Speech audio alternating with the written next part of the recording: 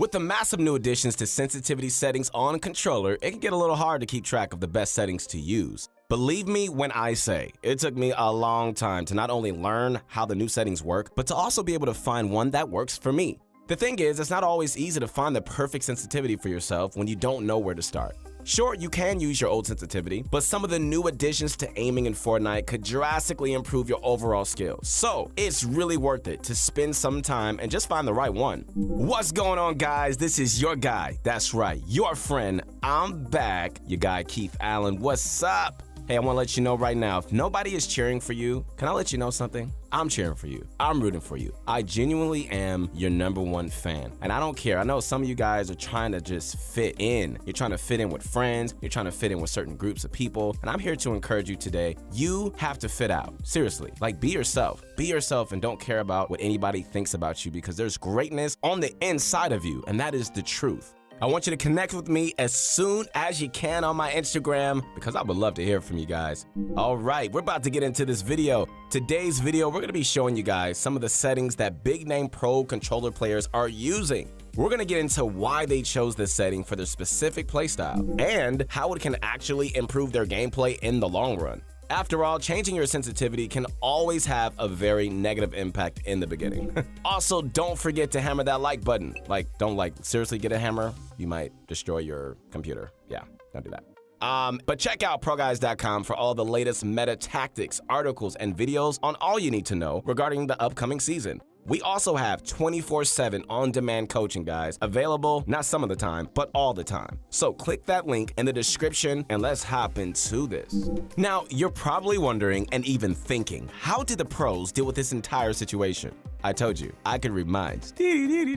Now you're thinking, wow, this guy is so amazing. I know, I'm all in your mind. So pro players are so good that their sensitivities are pretty much like muscle memory for them. They could aim off a pure instinct if they wanted to, and sometimes even with their eyes closed, as long as they have a general idea of where their target is. And by the way, kids, please do not try that at home. Keep your eyes open. This is only for flicks, of course. So how do they go about massive changes like this that can literally change the entire mechanics to aiming? Well, to put it simply, they adapt. Adapting is very important in a game such as Fortnite, where everything is constantly changing with every single update. Being able to quickly get adjusted to something new without the worry of underperforming is so crucial to being successful. Now, although this sounds simple, adapting to the most recent Fortnite update, there ain't nothing easy about that. Let's be real. And if you think it's easy, you're tripping, okay? You're out of your mind. It's not easy. Gets on my nerves, actually. But we gotta do it. As mentioned before, sensitivities are so practiced and drilled into these pros that changing them can be a huge hassle. So, what are the majority of the pros doing? First, we're going to be taking a look at the well-known FaZe Sway. His sensitivity is always one that stands out due to the fact that he's such a fast-paced player. Sway really knows how to stand out and make himself even seem like a keyboard and mouse player. So his settings have to be something that can enable him to do so. The new Fortnite settings update added the mechanic of aim acceleration. This can actually make controller players play more like keyboard and mouse players, as the aim acceleration can make turning almost instant, meaning you can do a full turn in a fraction of a second. So it's obvious that FaZe Sway would change his settings to even further his skill in the game. So let's go ahead and take a look at his new settings. You want to do that? I knew you'd say yeah. Here we go. First, we see that his build and edit mode multiplier are set to 1.3x, and he has advanced options on. This is what most controller pros have done, as it allows them to have more variety in their aim. Moving on, his new horizontal and vertical sensitivity is at 85%, turning horizontal and vertical boost at 0, turning boost ramp times 0, and instant boost when building off.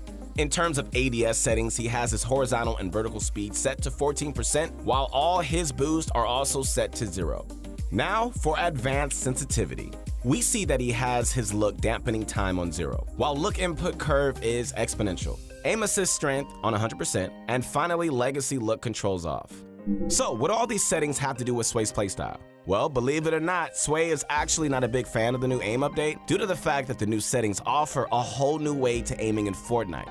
For players like Sway, who play Fortnite almost every single day for like hours at a time, they can get really used to their aiming settings, especially when they've been playing on it for over a year. Therefore, Sway doesn't actually use many of the new settings, besides a few. Before the update, having your sensitivity on something like 8.8 doesn't actually mean 80% X and Y sensitivity. It really translates to a faster X and a slower Y. Although very weird, this is the way Epic secretly made the aiming mechanics in the game, and it's what we all got used to. But Sway actually changed his settings to match up exactly. As we saw before, he had 85% horizontal and vertical look speed. So why did he change it? Hey, little Bobby, you're back. Well, the answer is quite interesting. Although he was used to playing on a slower Y sensitivity, making his X and Y the same is much easier for his muscle memory to get used to. And it can prove to be much more consistent in the long run. What you gotta think about, the long run. The thing is, let me put you on game real quick. You don't want to be playing on completely different sensitivities for things as simple as just looking up and down. That can actually make it harder for you to learn it and adapt to it. By making these two the same, it's going to take a little bit for Sway to get used to, but in the end, he's going to be much better than he ever was before. Up next, we got Ghost Innocence, who is known for his overall skill in Fortnite. He's not just good at one thing, he's good at a lot of things. Innocence can be excelling in creative 1v1s, scrims, and pubs. He's an overall excellent player. He's really, really good, to say the least. So it's going to be interesting to see what he plays on. One really cool aspect of his gameplay is how good his aim is. Innocence is known for being able to laser players in solo squads, and just simply dominating with his smooth and accurate aim. So let's take a look at his settings. Believe it or not, Innocence is actually not using the new advanced settings options. He has decided to stay on legacy mode and is currently using the following sensitivity: 0.7x and Y, 0.3 controller targeting sensitivity, 0.6 controller scope sensitivity, 2.0 building, and finally 1.8 edits. So why is Innocence using the classic legacy settings rather than switching over to the new advanced settings? Hey, old man Rudy, you're back. Welcome. Well, it goes back to the main point that pros have been playing Fortnite for so long. Not as long as you've been around, old man Rudy. You're like so old, there's no number for you. We just call you old. But you're amazing though. You know, they're pretty just used to their sensitivities by now. Their settings are just so greatly built into their muscle memory that switching it at this point would have a negative impact on their gameplay.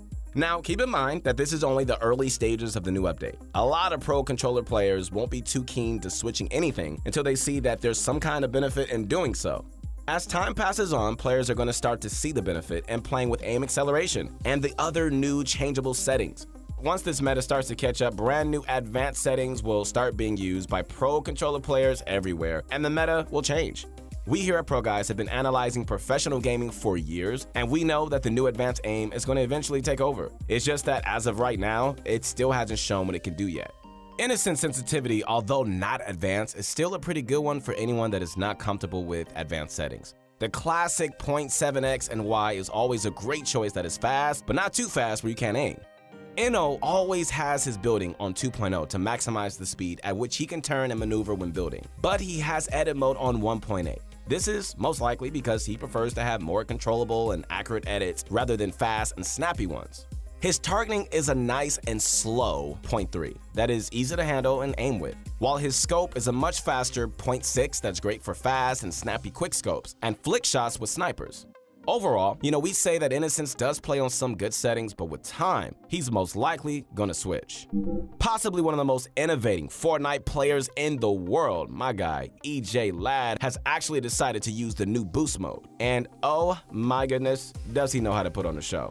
EJ Ladd has always been a high sensitivity player that's placed at or around 10 sensitivity on the controller. With the new advanced aim settings, he's actually decided to use the new acceleration mechanics. Keep in mind that EJ is also known for creating many popular building tricks, such as the EJ Dash, Infinite EJ Dash, and for making popular and improving many creative strategies.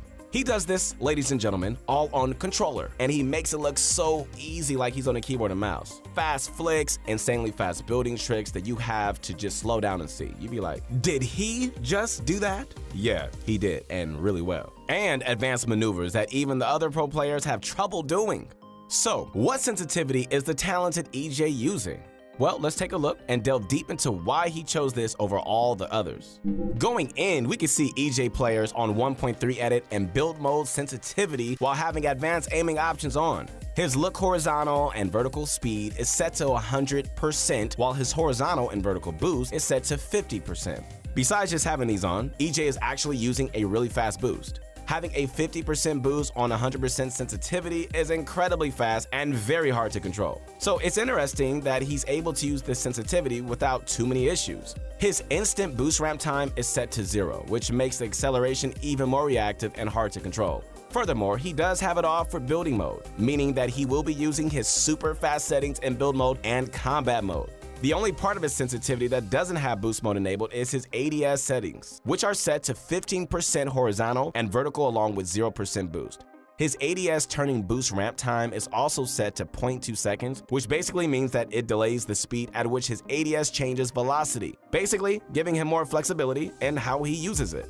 Moving on to the final advanced sensitivity, has his look dampering time on 0, meaning that all of his aiming settings will be instant without absolutely 0 delay. Fantastic. That means that it's super reactive and it can get hard to control. You know what's really interesting? Your face. No, I'm playing. What's really interesting about EJ's settings is that he actually has his look input curve on linear, which is something we haven't even talked about throughout the majority of the video, mainly because it's not very practical. If you watched our advanced sensitivity explanation video, who watched that? Raise your hand if you watched it. Oh, okay, cool. We got a few of you. Cool. You would know that linear curve is extremely different than any other aiming mechanics that have been in Fortnite and can cause a lot of issues for players who've been playing on for a while. Exponential curve essentially picks up the speed at which you turn, making it so that you can start off slow and then get faster as you turn. Linear, however, makes it so that there is no pickup. Your aim is absolutely instant and there's no pickup in speed. Using linear as a player who has been playing Fortnite for months can really mess up your gameplay and make your aim feel very weird. Yes, very weird. So it's super interesting that EJ Ladd has turned it on and is actually able to use it very well. EJ's high X and Y sensitivity also allows him to be able to perform extremely complex and fast building maneuvers that before only PC players could do. Be sure to try all these settings and see which one works best for you. And don't be afraid, okay? Do not be afraid to tweak one if you find that it could be made better, because everyone is different. Once again, guys, this is your guy. That's right, your friend, the one and only Keith Allen. I'm rooting for you guys. I really am. Connect with me as soon as you can on my Instagram. Don't be afraid. Don't be discouraged. Go for it. Go for it. Go for it. This is going to be your best year of your life. We hope that you guys enjoyed this video. We spent a lot of time doing research, making sure that it's the best one out there. So be sure to leave a thumbs up and comment on what your thoughts are. Thank you guys so much for watching, and we will see you on the next one.